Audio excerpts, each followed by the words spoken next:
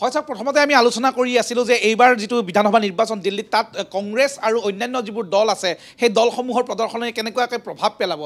এই মুহূৰ্তলৈকে যেটো ট্ৰেন্ড সেই ট্ৰেন্ডটো দেখা গৈছে যে কংগ্ৰেছৰ তাত তেওঁলোকে আসন দখল লাভ কৰিব সক্ষম নহলে বা এতিয়ালৈকে কোনো এখনতে অগ্ৰগতি লাভ কৰি নাথাকিলেও তাত কিন্তু প্ৰভাৱ বিস্তাৰ কৰিলে আৰু সেই প্ৰভাৱে কৰবাত নহয় কৰবাত বিজেপিক সহায় কৰিলে। মই আপোনালোকক তথ্য দিব বিচাৰিছোঁ অতিকমে 12টা সমষ্টি এনেকুৱা আছে য'ত এতিয়া কংগ্ৰেছ আৰু অন্যান্য দলসমূহৰ প্ৰদৰ্শনৰ বাবে তাত যেটো সামগ্ৰিকভাৱে প্ৰভাৱ বা যেটো ট্ৰেন্ড সেই ট্ৰেন্ডত কিন্তু যথেষ্টখিনি তাত প্ৰভাৱ পৰিছে।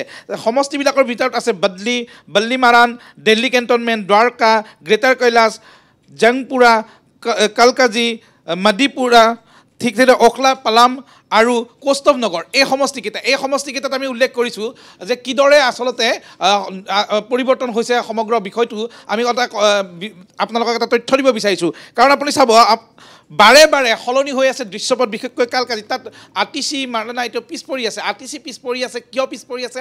কাৰণ তাত কংগ্ৰেছেও এগৰাকী প্ৰাৰ্থী দিছিলে, শক্তিশালী প্ৰাৰ্থী বুলি ভবা হৈছিলে অলকা লাম্বা। অলকা লাম্বাই বিজয়ৰ দিশত অগ্ৰসৰ নহ'লেও তেওঁ আতিশীক হৰুৱাবলৈ যিমানখিনি ভোট লাভ কৰিব লাগে সিমানখিনি ভোট কিন্তু এই ট্ৰেণ্ডিঙত লাভ কৰা দেখা গৈছে। ঠিক সেইদৰে ওখলাটো হৈছে সম্পূৰ্ণ সংখ্যালঘু প্ৰধান সমষ্টি। সকলোৱে অকণমান কিছু সময় পূৰ্বলৈকে অকণমান আশ্চৰ্য প্ৰকাশ কৰি আছিলে কিদৰে ওখলাত আচলতে সংখ্যালঘু প্ৰধান যেটো সমষ্টি তাত বিজেপিয়ে অগ্ৰগতি লাভ কৰিলে।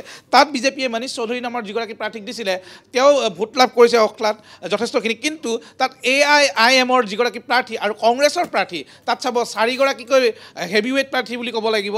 কাৰণ আপ আৰু বিজেপিৰ উপৰিও তাত AIIM আৰু কংগ্ৰেছৰ প্ৰাৰ্থিত্ব প্ৰদান কৰিছিল আৰু এই দুগৰাকী প্ৰাৰ্থীয়ে যি ভোট লাভ কৰিছে সামগ্ৰিকভাৱে আমি যদি এই পৰ্যন্ত যেটো ট্ৰেন্ড সেই ট্ৰেন্ডত চাওঁ তেওঁলোকে লাভ কৰা ভোট আৰু বিজেপি প্ৰাৰ্থীগৰাকীয়ে আপৰ প্ৰাৰ্থীগৰাকীতকৈ লাভ কৰা ভোটৰ যেটো ব্যৱধান সেই ব্যৱধান কিন্তু বেছি। অৰ্থাৎ বহুকেইটা সমষ্টি এনেকুৱা আছে যিবোৰ সমষ্টিত কংগ্ৰেছ আৰু অন্যান্য দলসমূহে প্ৰদৰ্শন কৰা যি তেওঁলোকৰ সামগ্ৰিক ছবি তাৰ ওপৰত কিন্তু ভিত্তি কৰি এই ফলাফল সামগ্ৰিকভাৱে ফলাফল নিশ্চয় প্ৰভাৱিত হ'বলৈ গৈ আছে। নিশ্চয় অমৰেন্দ্ৰ ডেকা আপোনাক ধন্যবাদ জ্ঞাপন কৰিছোঁ।